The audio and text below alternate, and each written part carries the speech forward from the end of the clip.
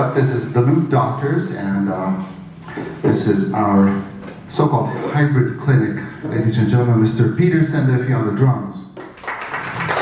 And Mr. Aaron Ronheim on keyboards and rap. Thank you very much for joining us today. So, so that's a masterclass. It's always a difficult thing to speak shortly about our goal or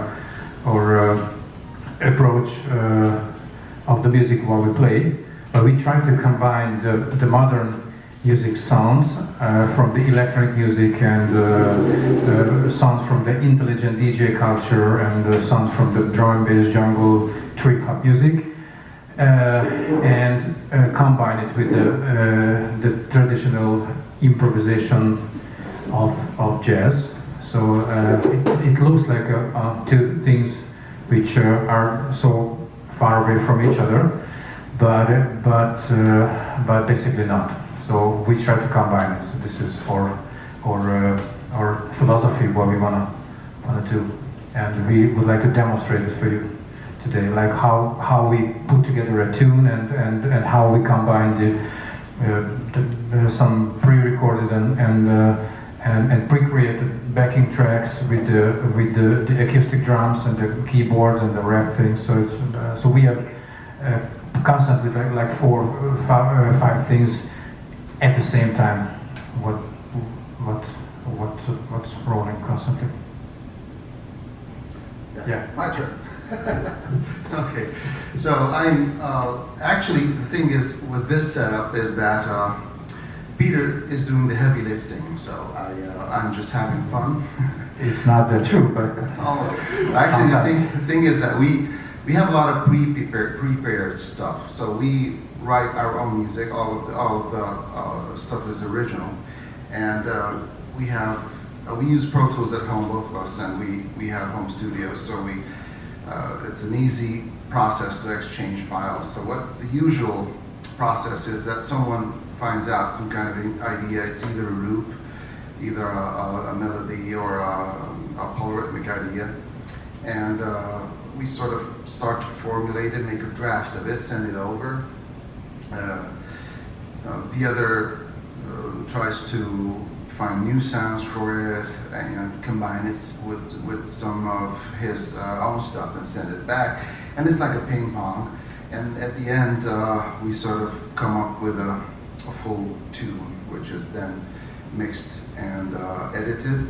And then we pull it apart again. So that's the second process. And we make samples of it. For example, if we have a head theme, then we keep it as one WAV file. But for example, if we have an improvisation groove, then it's one sample only. So it's like a 4-bar thing or an 8-bar thing. And all this stuff is put on I don't know what it's called, the TM2. Basically that's a trigger module. I mean, it was created for putting together electronic internal sounds with a little trigger sensor, what we can put into to the surface of the snare drum and the kick drum, and we can combine. I mean, we can mix the added electronic sound from this gadget with the acoustic sounds. But we use it with another version, with another solution. Like we can add some rubber surface of what you can see here around the drum set.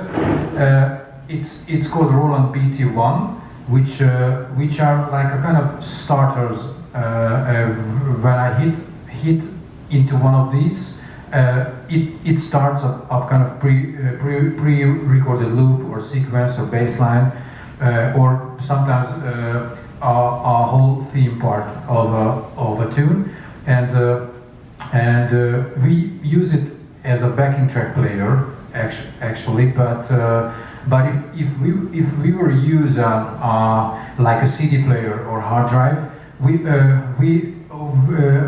wouldn't have any chance to play freely, because that would be like we needed to play the whole tune exactly with the same way, with the same numbers of bars during the solo sections, for example. But like this, I can do some loops with this thing, and it helps a lot for us to play the solo sections, for example, for a long time or just a shorter time as we feel during the gig. So that's a really useful gadget, and we use it to play back the bass lines and some percussion type of drum loops, some effects as well. So it's a kind of a third member of the band, actually. Yeah. Which doesn't need a fee for the concert. Yeah. So the thing. Inevitably, from the rehearsals, you know. Yeah. Never legal. Yeah. Sometimes it has some problems when the voltage is not right, but that's a different thing.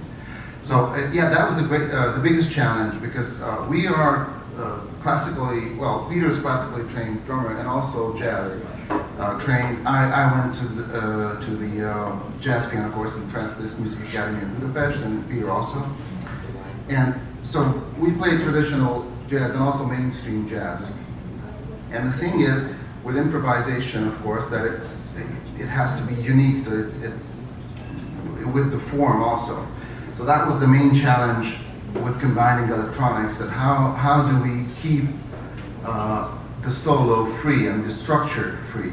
So how do we cue each other, since the machine is a machine, it doesn't see cues or anything. So this is how we could solo it. So the first pad has the first head theme, which is a fixed structure. But the second pad is a loop. So Peter triggers that live, and then we play the solo, and whenever, if I'm finished, I cue him, and then he hits on the third pad, and that's again a fixed structure, or a second solo loop. So this way we can keep it free and interactive, also with the audience. So this I think this is enough of the technical background of the thing. And should we show some segments of one of the songs? I think. I mean, yes. As Aaron said, we both grew up with learning the language of the traditional jazz, and it's really important to be able to play the traditional jazz if you wanna do different changes with the jazz. So we have to have vocabulary about the history of that kind of music. So we both spent a lot of time with the traditional jazz during the university, and it helps for us a lot to use the language of the jazz, the theory of the jazz.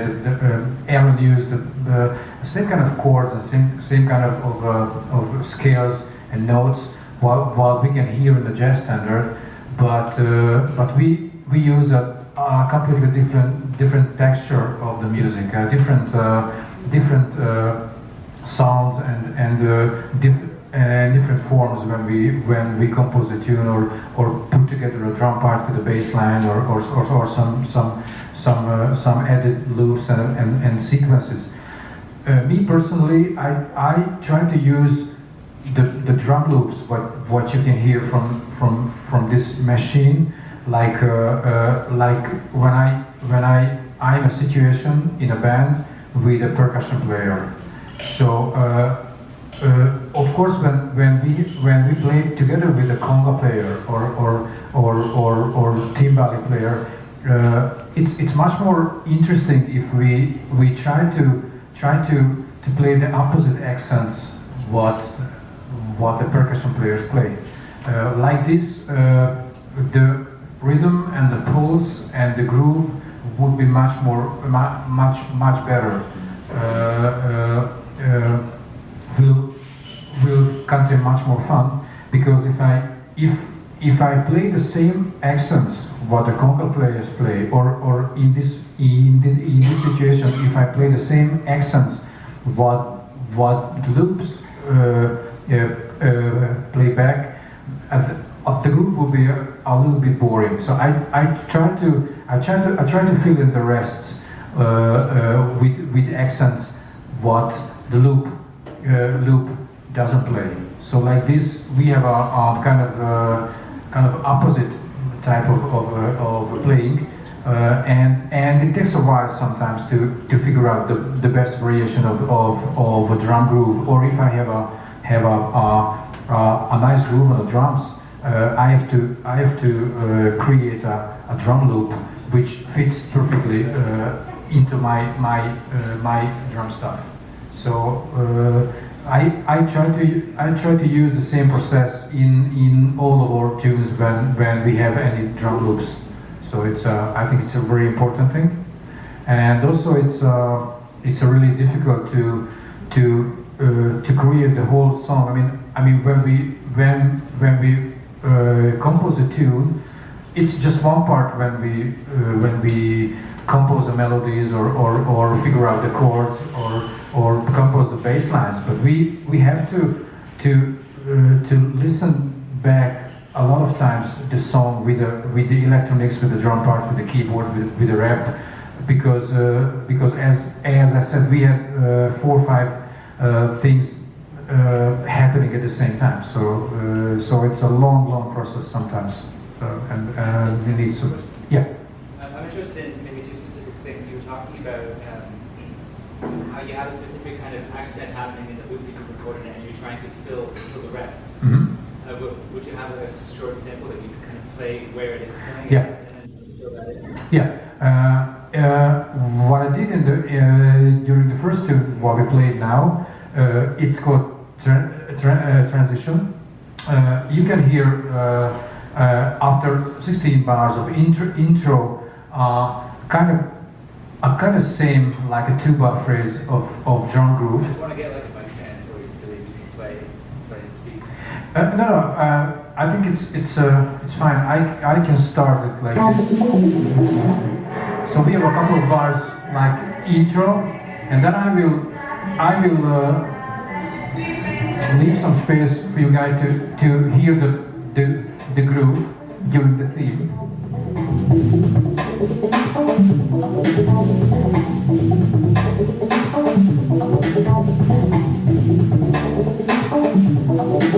And I play.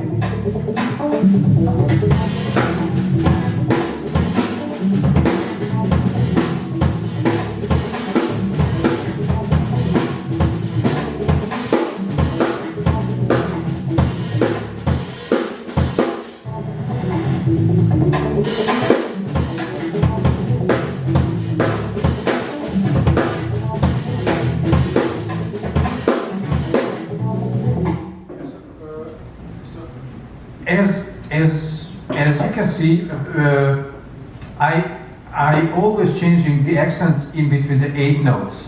So I don't play a constant 2 for backbeats in this tune, and I don't play like 1 and 3 on the kick drum. But I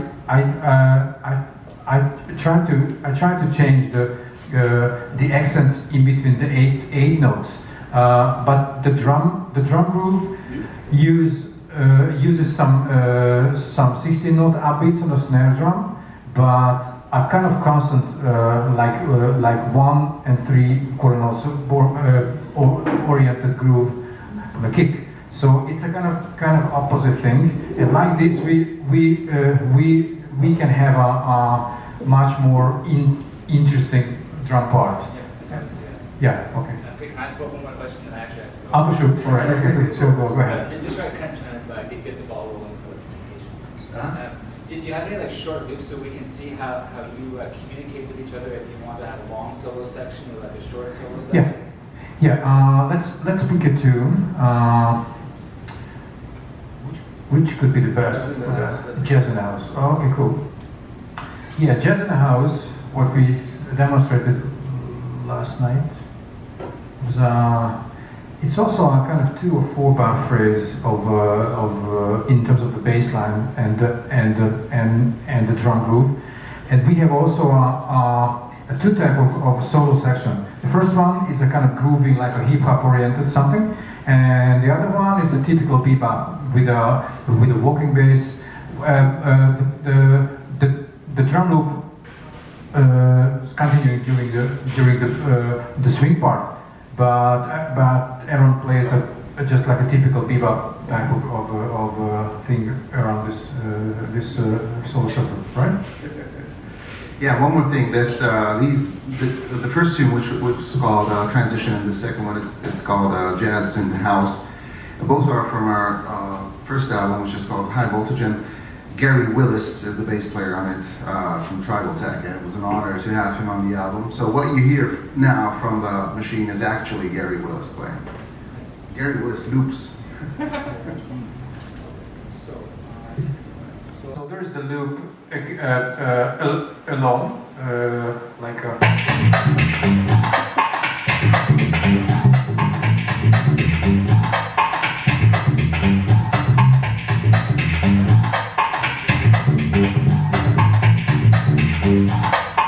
As we can hear, we have two 4/8 beats here, but I sometimes I don't play the 2 4/8 beats, or just pushing the ones on a kick, and we will have the same drum loop during the solo section where we play swing bebop thing, and that fits actually perfectly into this kind of a part. So that's 4-bar loop, I think. It's a 4-bar phrase. Yeah, I think it's. Which is rolling. Yeah, and there's another one which has a walking bass, and it's much longer. Yeah, which is this one.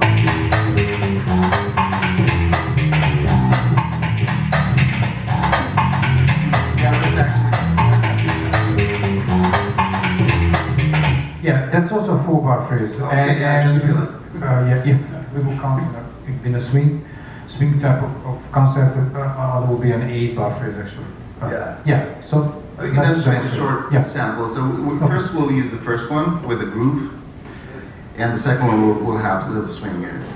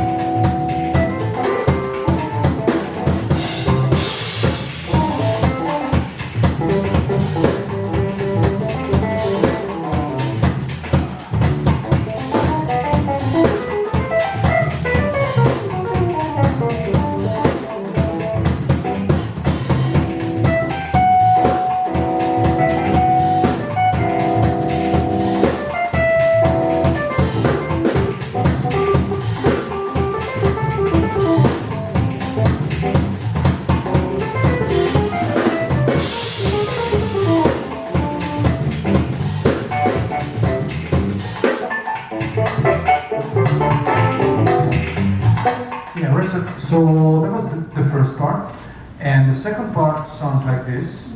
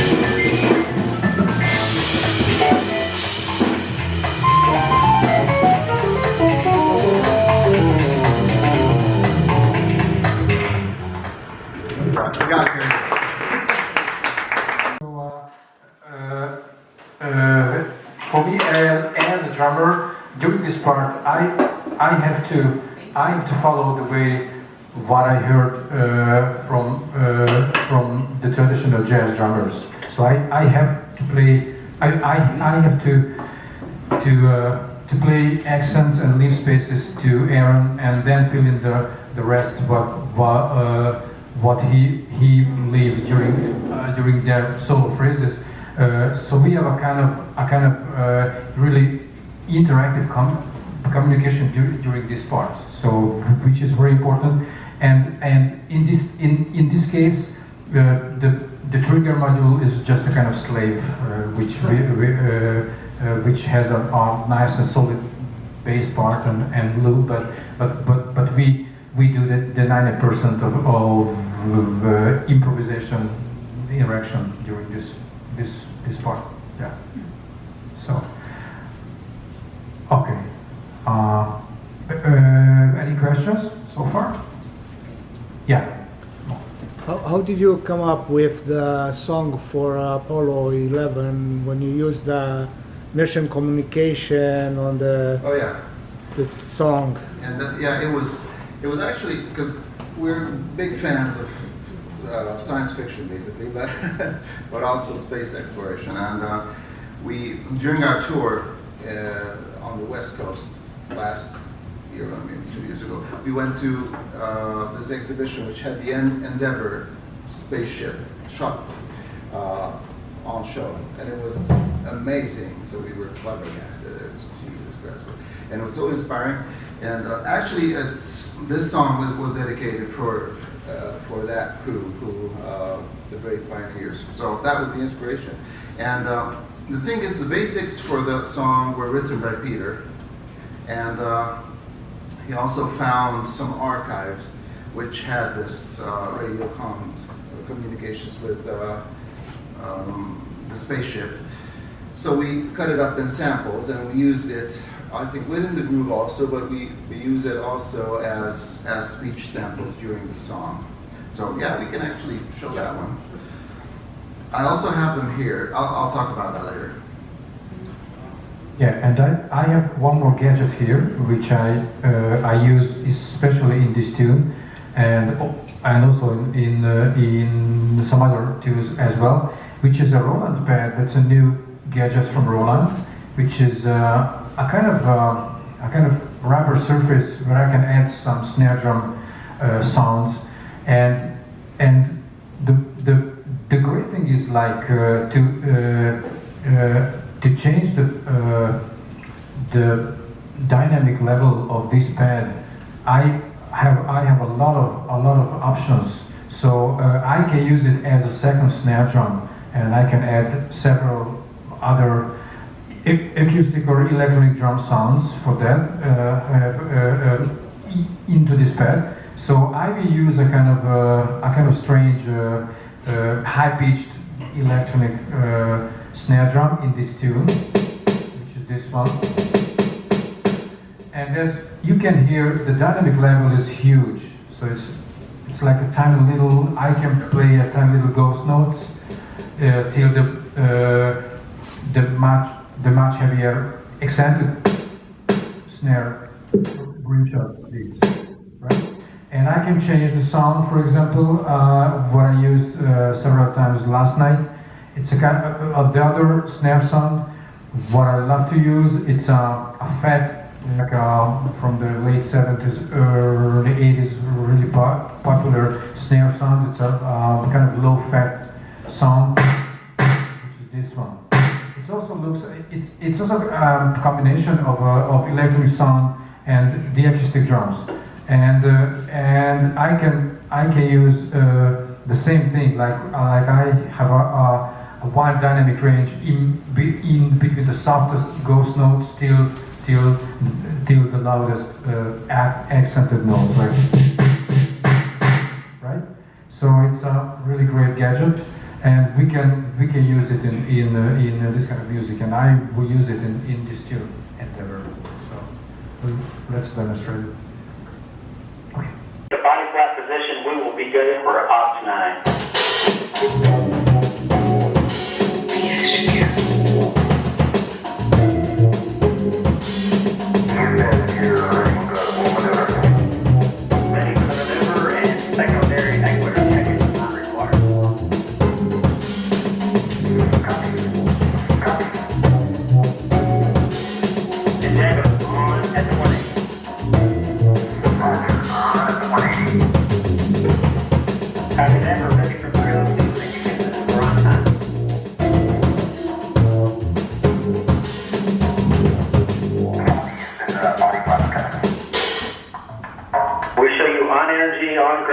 track, nav is go.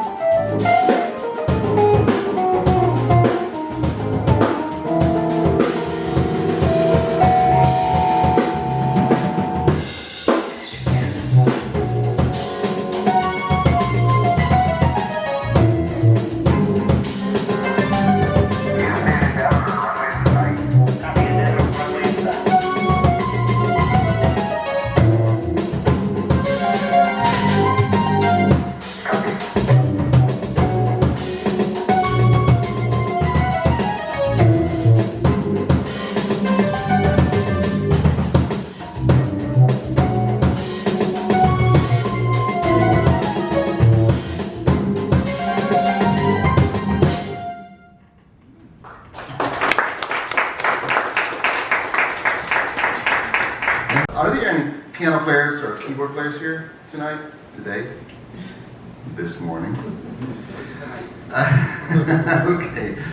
Anyway, just a short overview of this machine here. I've been playing chorus for 2 years now, and this is the Kronos 2. The Kronos 2 is the flagship of the Korg keyboards.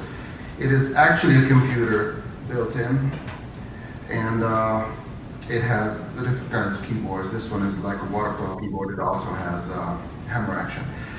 And because it's a computer, you can actually do anything with the sound, and you can split the keyboard wherever and how many times you want, and you can also put your custom sounds and custom samples in it.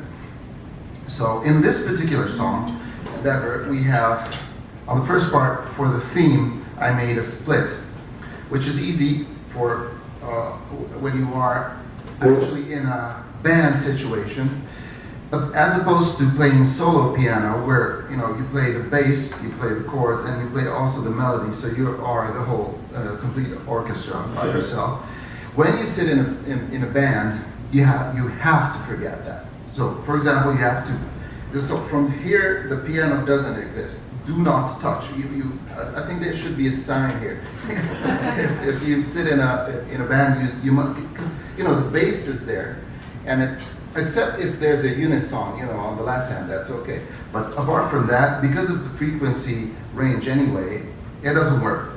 So you can use the left hand for chords.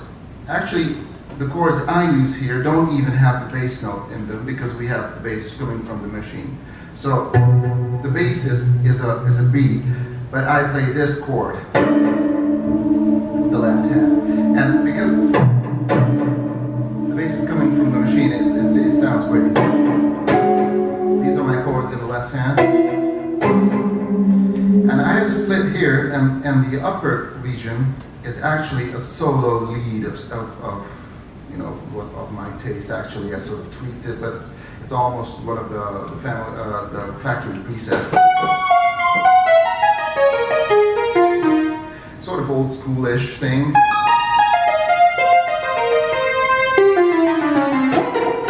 And there's the split. And the left hand is well, I think it has some kind of 2 or 3 synths in it, and also a pizzicato ish sound. So this is how it works.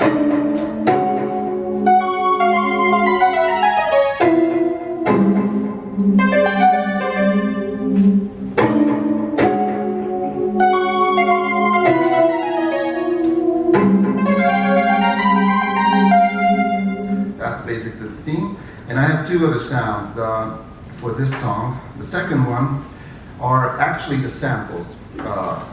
Peter found this in some kind of archive on the net. It was I think it was free of royalties, at least I hope. Because we'll be sued heavily by NASA. No, okay. No, it was open source, definitely. And so we sampled like 1 or 2 or up to 5-second long samples from the communication, which the parts we liked. And we have some on the basic groove also, but I have these here. I think, yeah, it starts on through C. And Deborah, once we get the body flat position, we will be go for Opt 9. Body flat coming. We show you on energy, on ground track, nav is go. Endeavor, on at the 180. Roger, on at the 180. I think it's cool. And you can also use it, as at this point, I'm sort of a DJ also. And then once we get the body, and then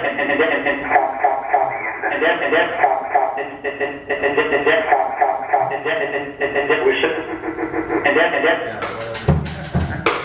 with the drums is better. Copy that, Endeavor. On, we show you on energy, Endeavor, we show you on energy, ready for the maneuver and secondary, ready for the maneuver and secondary, ready for the maneuver.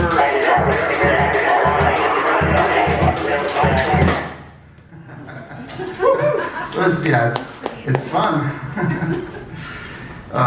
It's a room full of toys, actually. So, this is my second sound, and the third one is a traditional Rhodes sound with a little bit of distortion on the top.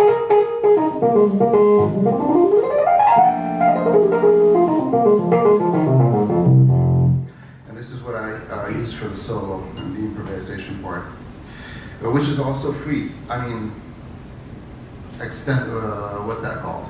So it's a loop basically, and we end it with a cue.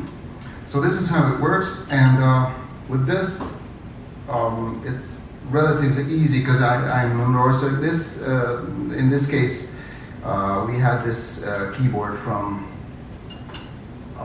the company name here. Straight. Oh no, the music company here. Oh, great! Yeah, and thank you very much for it. Thanks for the backline. And because we came all the way from Budapest, Hungary by playing transatlantic flights, so I only had to bring a thumb drive actually with a few megabytes of data. I plugged it in, and everything was like home. So it's wonderful.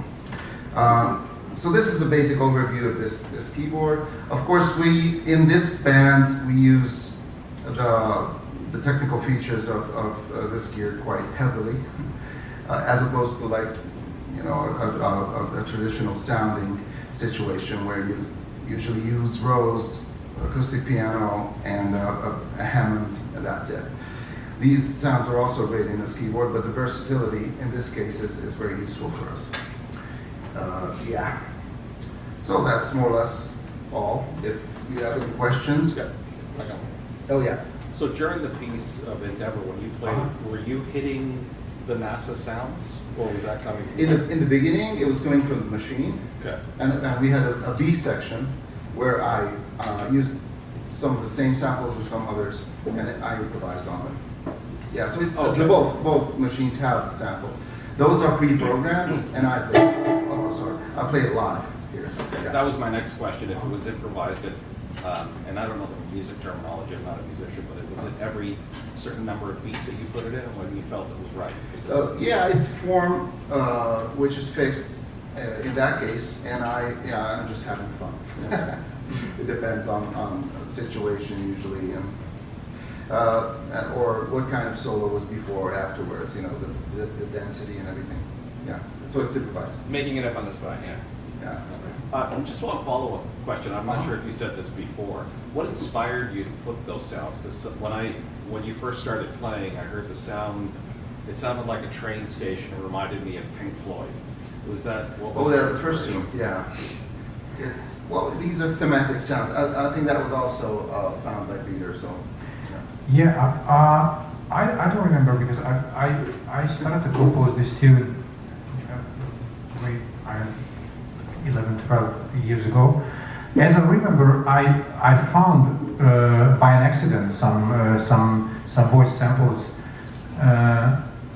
on the internet, and that was interesting, and I like very much this kind of atmosphere by these sounds, what we can find in a transit, in the airports, for example, and the second part, like I remember that I recorded or downloaded this voice samples, and the second one was the arpeggio, what you can hear during this tune, which is let me show you, which is a kind of also composed and pre-recorded something, just like a loop, but you can hear like this kind of synth, which is just like a weird bass line or something, and then the third part was to create the drum loop, the electronic drum loop, and the bass line, the real bass line, which you can hear by Gary Willis, and. Actually, the drum part was the latest when I composed a tune. That can be weird to hear, like I'm a drummer, but when I compose tunes, I totally forget to think about drumming. But I mostly. Try to figure out first some nice chords or some nice melodies or bass lines or search for nice and interesting sounds from my Yamaha synth at home or found some nice voice samples just like this, and so the drum part was the latest. So it's just like I try to do something new, something fresh, and as a result, there is this tune. So Peter likes to surprise himself with the tempo. He composes something. Oh, this man. Yeah. Okay. So it's like 220 or something. You can do drum and bass also. That was what I wanted to mention. Okay. Because we have there's a kind of big part of our music is like we have several drum and bass rhythm-oriented or jungle beats-oriented tunes, and one of these what we played last night, it's called Music Comes to an End, which has a kind of solid and kind of constant drum and bass grooves. I played 3 different grooves during this tune. And personally, when I started to practice and started to listen to this kind of music, I had two big challenges. The first one is that the drum and bass and jungle beats are a really high tempo. So to figure out these beats and to be able to play all the notes into the edge of the grid, I mean, in this tempo, like from 160 beats per minute till 220, 230, it's not possible to slide, you know, the 60 notes in between the first quarter note and the second and the third. If I'm a little bit lazy, this kind of music will collapse immediately, because the things happen so quickly, because the tempo is fast and we have a lot of 60 notes. The other big challenge was like until then I started to practice and listen to this kind of music. I had to practice as a drummer, as an acoustic drum set player, to be able to play as wide dynamic range as it's possible in any kind of music, like in Latin or in Brazilian, in funk, jazz, rock, pop. The best thing is the drummer has a huge dynamic range, a wide dynamic range, because as a drummer I can't play nice chords or nice melodies on a drum set. So it's really difficult to make music on the drum set. So that's why if I use the dynamic range and if I use the colors and the sounds of the drums, my stuff would be much more musical, and it fits much better into any kind of live funk band or fusion band or jazz band or Latin. But when we play this kind of music, I had to realize that most of the DJs, of course, use a lot of electronic stuffs in their compositions, and this kind of wide dynamic range doesn't fit perfectly into this kind of music. So I had to start to practice in the opposite way of the drums. So, for example, when I play funk, I play like tiny little ghost notes on the snare drum, and bigger rim shot oriented backbeats at the same time during one groove, just like this.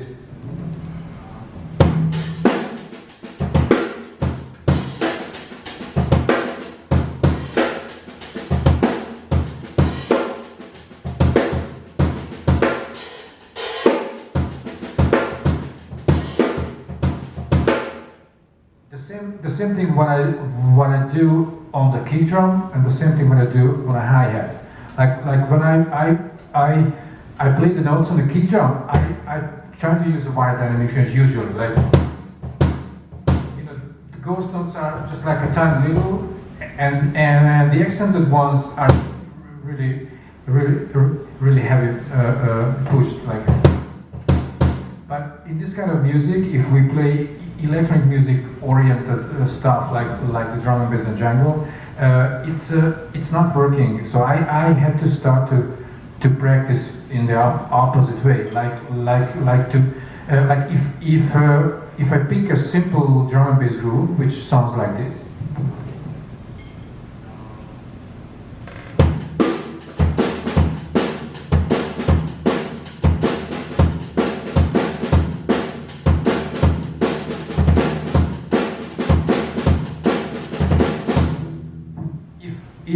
If I play it as an acoustic drum set player, it sounds more like a fusion groove instead of a drum and bass groove. Like,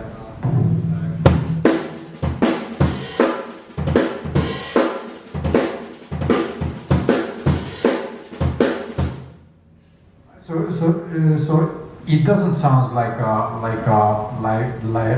drum and bass. So I had to compress the dynamic on the snare drum and the kick and the hi-hat, which sounds like this.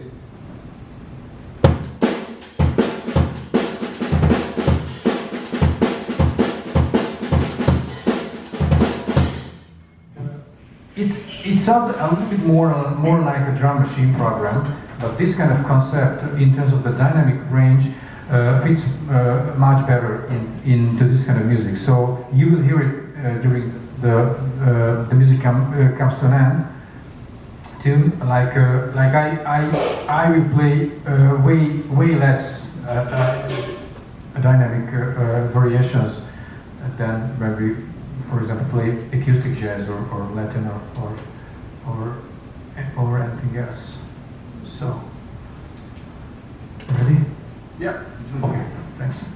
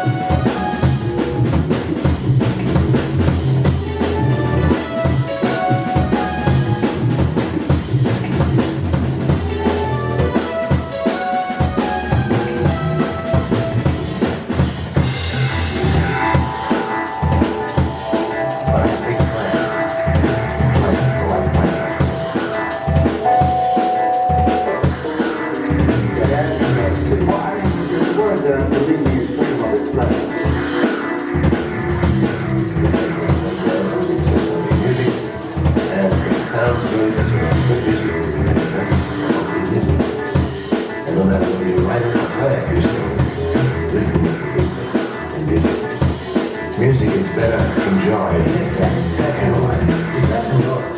It's especially between the notes and next to music.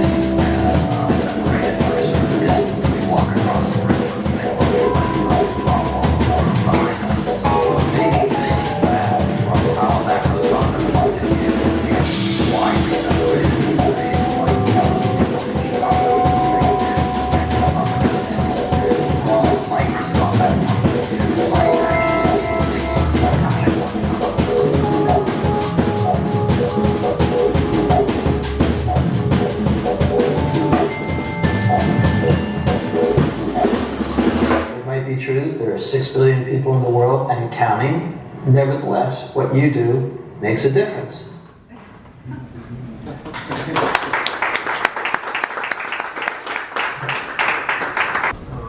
Just came to mind that speaking about combining certain elements of certain styles and combining grooves, I can demonstrate two things. For example, this drum and bass groove, what tempo was this?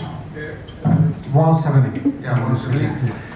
If you sort of look at it in a half tempo, with a half tempo state of mind, it can actually work as a reggae.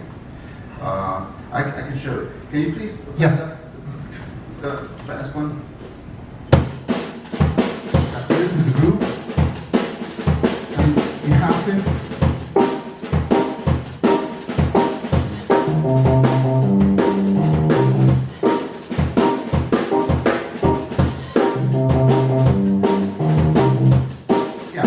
Actually reggae if you think about it that way.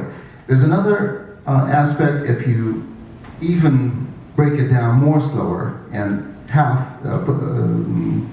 double half the state of mind was that.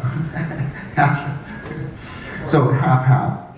Yeah, then it can also work as a jazz ballad. For example, I don't know, My Funny Valentine, I show you. Same thing.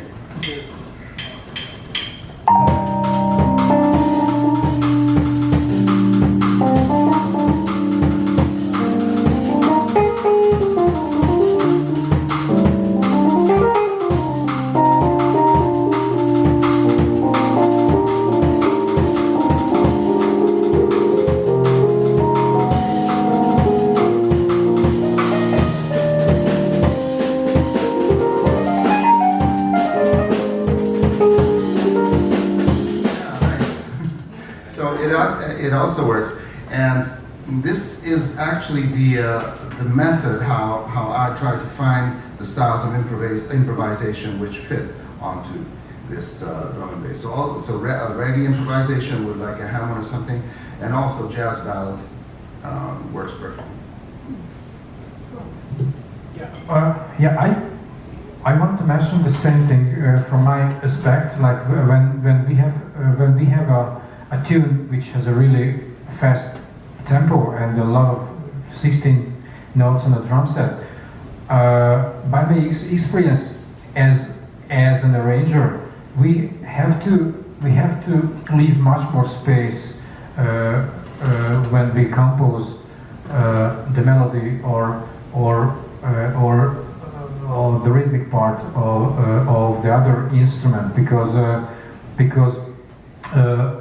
the drum part itself is really busy and really solid and and gives a constant 16-note oriented rhythm. So if I compose a melody or a unison for in this tempo with a lot of 16 notes, that could be like a big chaos at the end. So it's much better and fits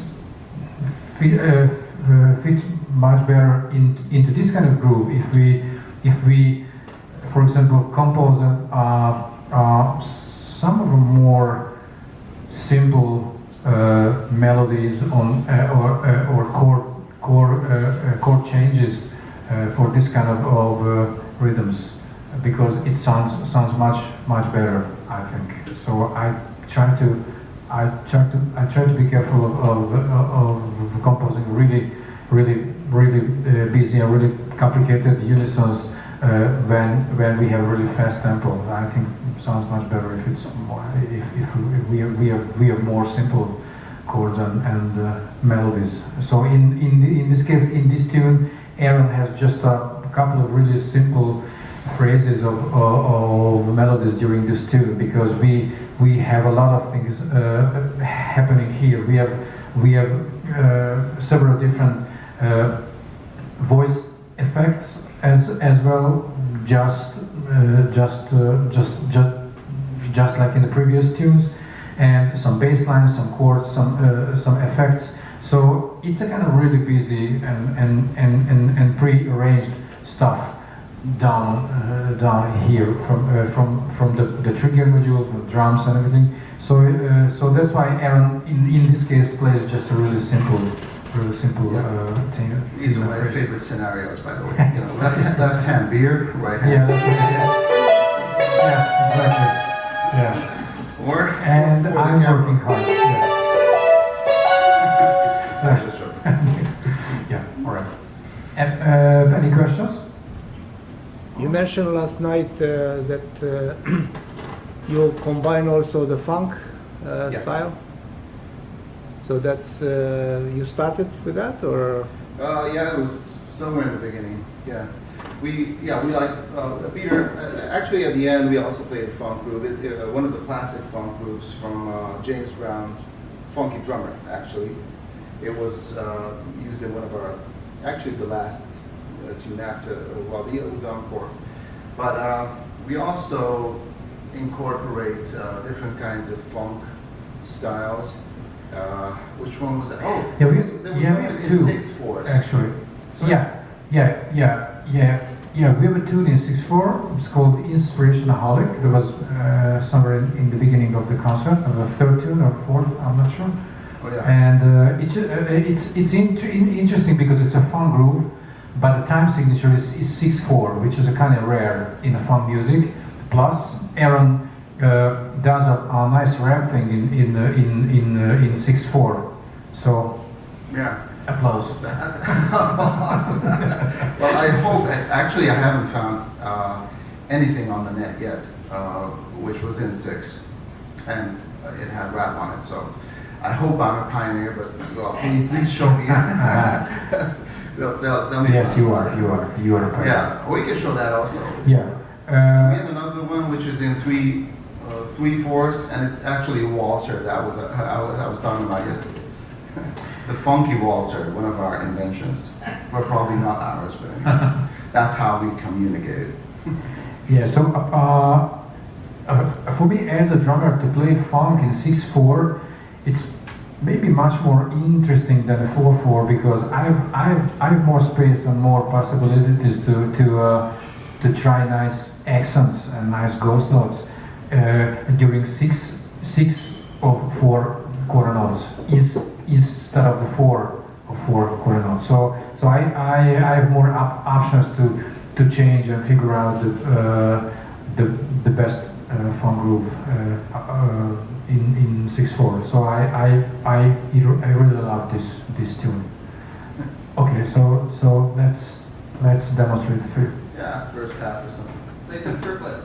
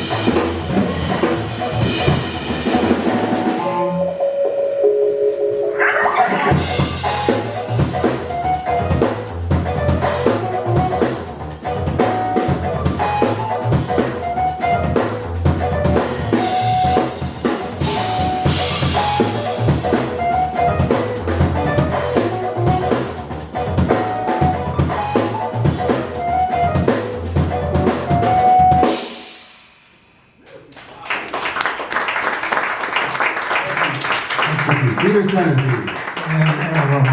Thank you.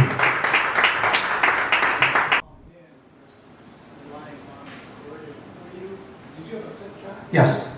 Yeah. Sometimes. I mean, not always. If we have a loop which gives me constantly a kind of pulse of the tempo, it's not necessary for me to hear the click track. But we have several samples and several loops which has more breaks, you know, during the voice samples, or just like 8 bar breaks or 16. That's why I have to hear the click track in this case. Yeah. Technically, it's a stereo sample. This way, this is the best solution now in 2019, as far as we know. That it's a stereo sample, and left is a click track, the right is a mono, which goes on the PA. Unfortunately, they don't manufacture any of these which are multi-track, so that would be ideal to have a stereo out on the PA, and plus the click, but it doesn't know yet. Actually, this one does, but we didn't do the setup yet. Yeah. This has 6 separate outputs and a sequencer which could do it. You do the heavy lifting. Oh yeah, but and that's off from, so. Shoot, I told him. This was the secret up to now. From tomorrow, we will replace the parts. Yeah. No, it doesn't work because this is fixed with the structure, so I cannot do the things with the improvisation parts and the fixed part. Yeah, and that's a nice thing. Like I can add these surfaces around the drum set. So, for example, when I play because before this gadget, we used to use an octapad. That's a previous version of Roland, which contained some internal sounds, and we also could add some originals as well. But there was here the pads, the surfaces what I had to hit to start a loop or sequence, and it's really complicated and uncomfortable when I play a fill and I'm here in this part of the drum set to jump back here, to hit the one or hit the next sequence.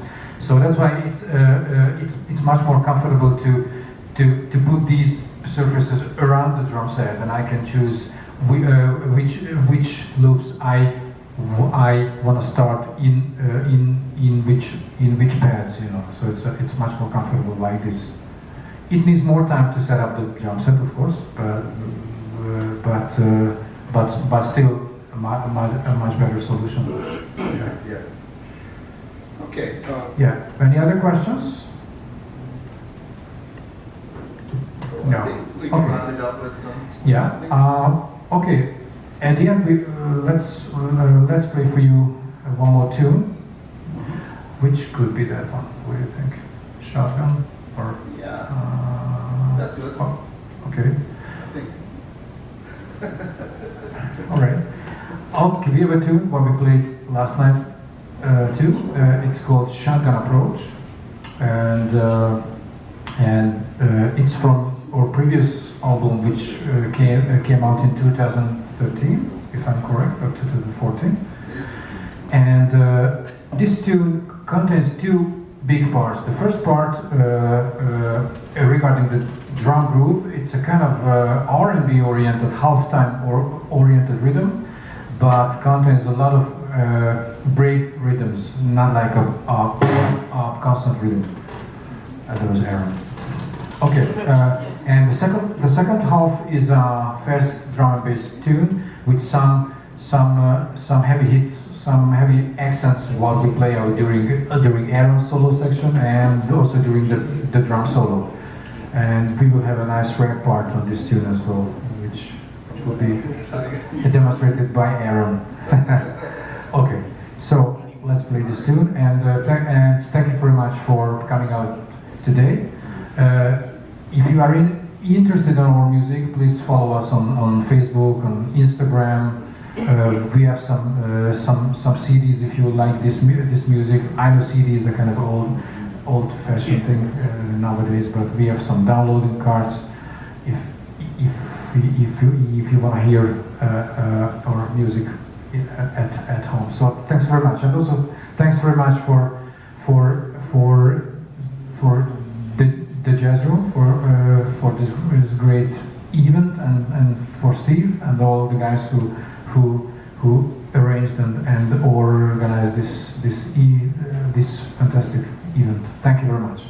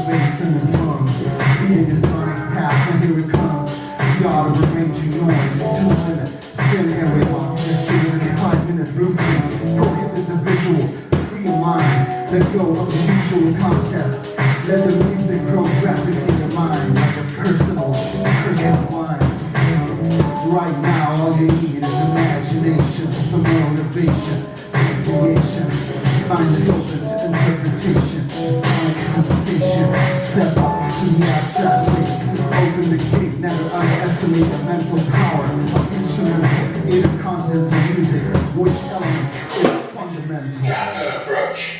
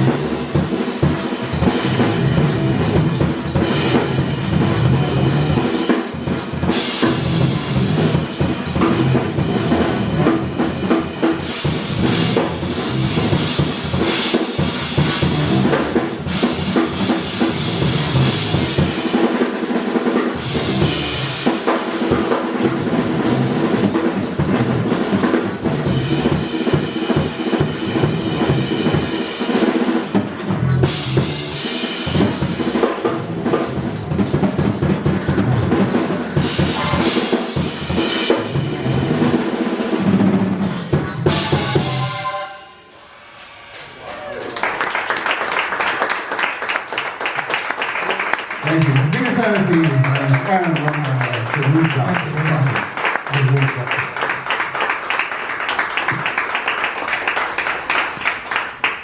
So I want to give you some little gifts and hope you enjoy the clinic today. Thank you very much.